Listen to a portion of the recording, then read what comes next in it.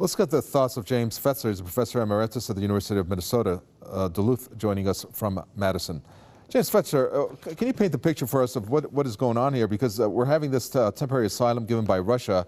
At the same time, Edward Snowden has revealed the fact that no matter what Americans do on the net, it's being followed, it's being tracked down.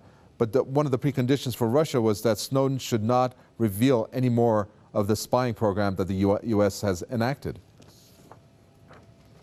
Well, the situation is laden with profound historical irony.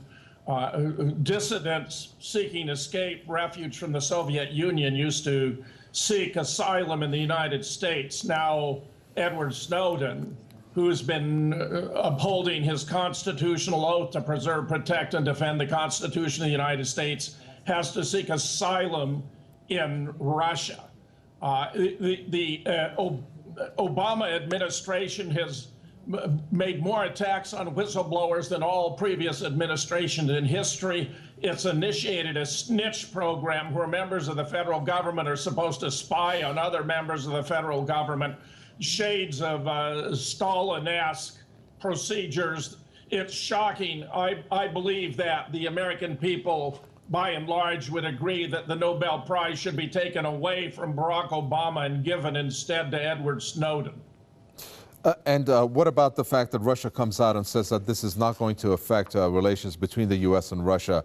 I'm guessing that Russia, I mean, this is a guess, and some are actually alluding to this also, Russia has extracted all the information that it wanted from Snowden regarding any spying that perhaps the U.S. has done on Russia itself, and therefore it could come out and make a statement like that. Well, I believe Putin does not want to appear to be supporting what the American government is claiming to be illegal activities by one of its former employees.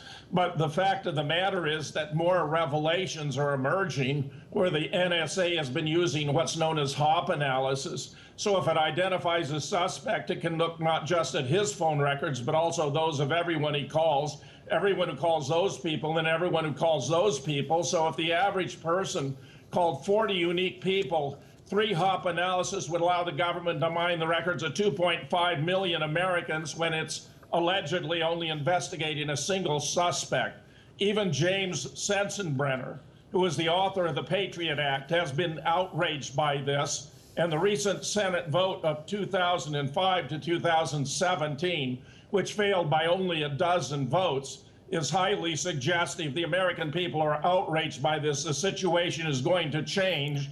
My surmise would be that at least 13 who didn't participate in the vote had been induced not to do so by blackmail by the NSA. One more illustration of the power to exercise it with a program that incidentally was initiated in February of 2001, 7 months before 9/11, and therefore cannot be justified on the grounds of 9/11 alone.